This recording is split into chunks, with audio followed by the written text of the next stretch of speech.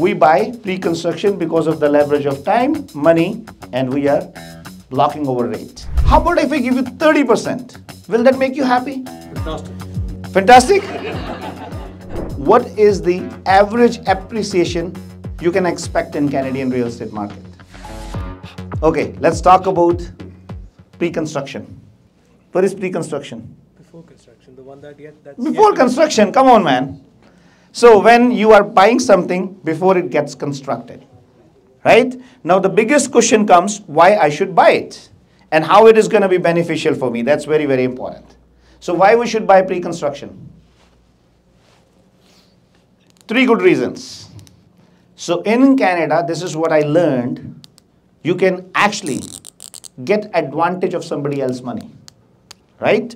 So pre-construction we buy just for one big reason, which is time, right? Something is going to be constructed after 4 or 5 years, and I am buying that today. So I have 4 or 5 years time. That is called as a leverage. So we leverage time into this, and second thing is we leverage. How we leverage money into pre-construction? So, let's say if you want to buy any real estate today, you have to go and make 5%, 10% or 20% down payment and get the mortgage right away. Whereas in pre-construction, it doesn't work that way. So pre-construction, let's say the closing is after 5 years. So you make payments, maybe 2.5% or 5% depending upon how the market is. So you make the payments accordingly, right? So you actually take the leverage of time and money in pre-construction. And the third and the biggest benefit into that is that you're buying something today which you will be selling tomorrow. So your price is locked today. Doesn't matter if the construction goes up, doesn't matter if the inflation goes up, doesn't matter what happens to the market, your price is locked today and you can get a benefit after 5 years. I understand sometime it might go other way around as well, but that's very rare case. That happened in today's market. If somebody bought like 4 or 5 years before, right? Today there might be a situation, but 4 or 5 years is a big time. Is a big time. Normally, you can go wrong if it is 1 or 2 years, right? So that is why we buy pre-construction because of the leverage of time, money, and we are blocking over rate. Now let's talk about ROI. So who has $10,000 in their bank account? Is there anybody in this group who has $10,000 in their bank account? Only one person? 2, 3, 4, 5, 6, 7, almost 25. Rest of them have 100,000 actually. That's why they didn't raise the hand.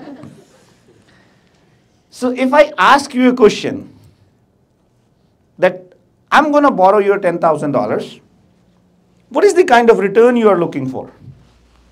What is going to make you happy? 10x? I support that. There is a new casino which we are opening in Woodbine.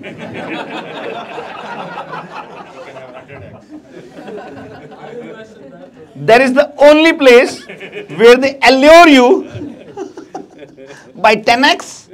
It's actually 36x. What do you call that thing? Roulette. 36x?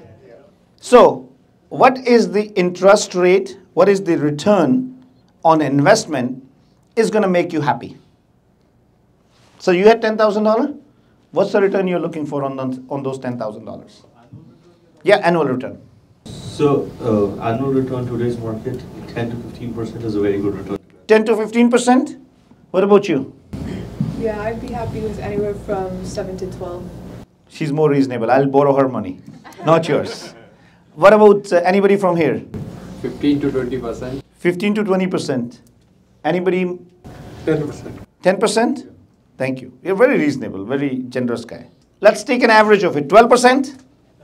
12% is good?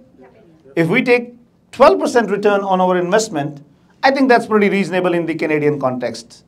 because even if you go and check the cap rate, it is 6, 7%, 5% onto that range. But yes, right now the inflation has gone a little bit high as compared to the government target of 2%. So I would say 12% is a decent rate on return on investment, right?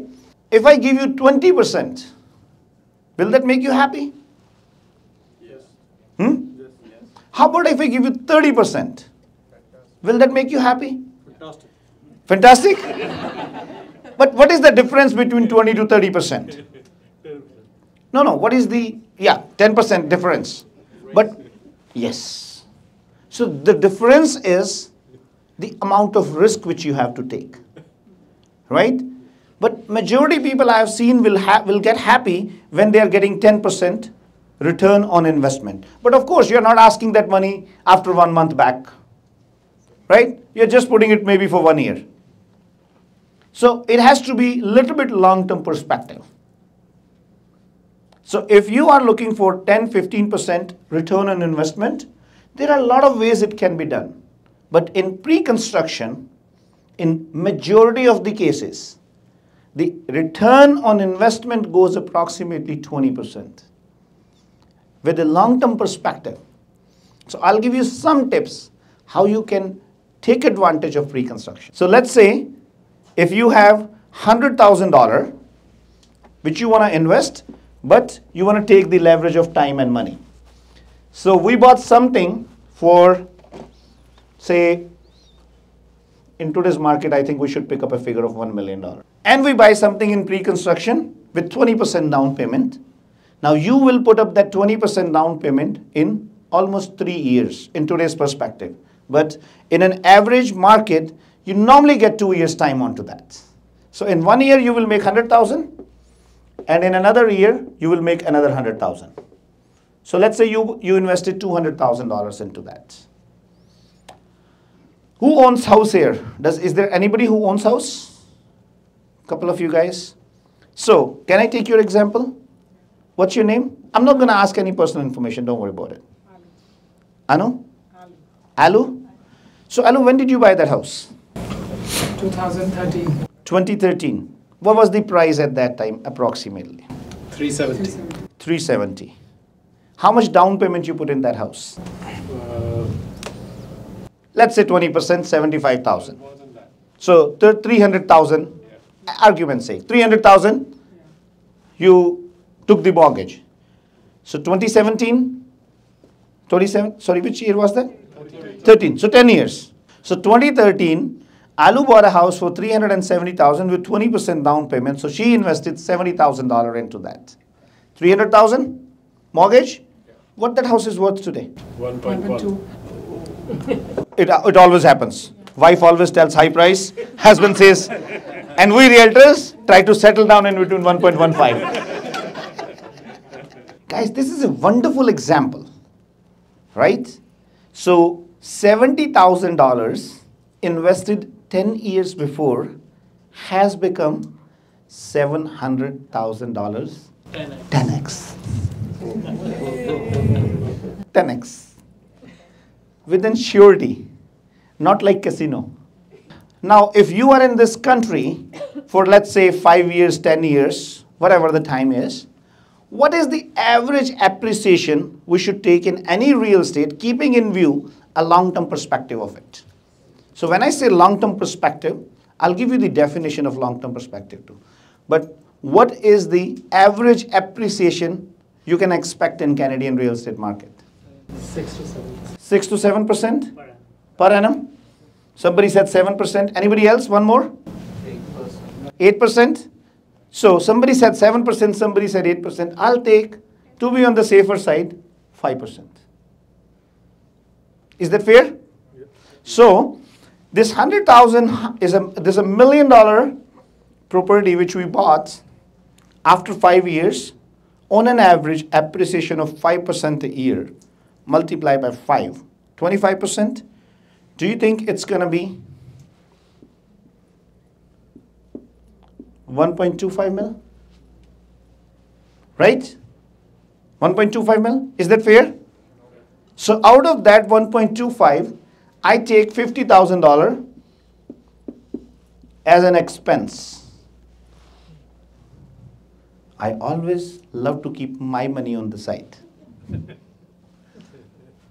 So that 1 million house got converted into $1.2 million.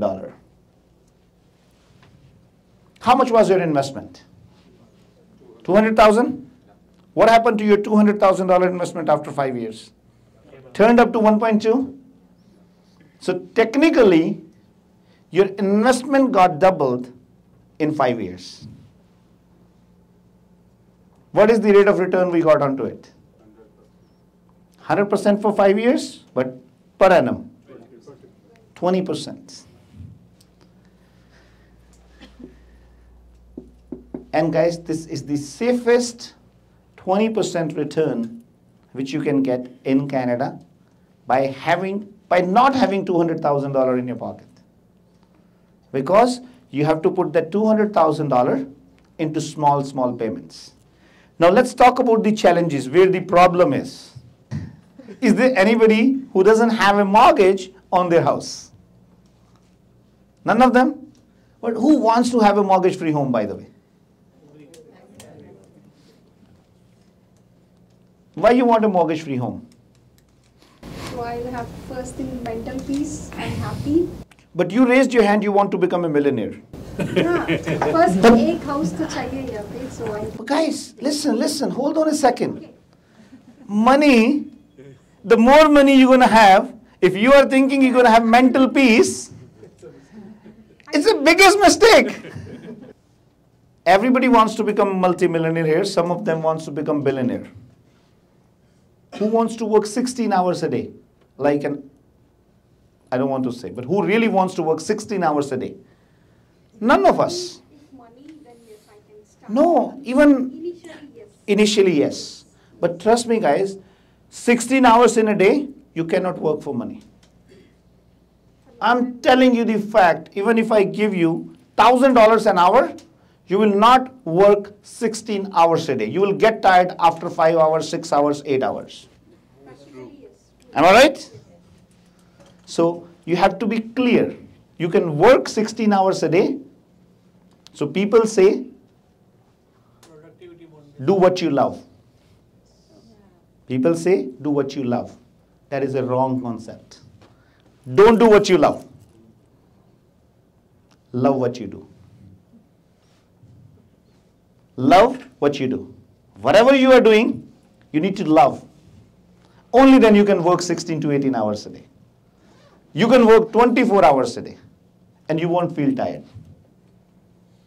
Right? And that is how you can become millionaire. This is the only formula to become millionaire, guys. If you start loving what you are doing, it doesn't matter. Even if you are doing a cleaning job, even if you are working in Tim Hortons, even if you are working as a realtor, whatever you are doing. Right? So a lot of us wants to have house without mortgage. Guys, please clear your concepts.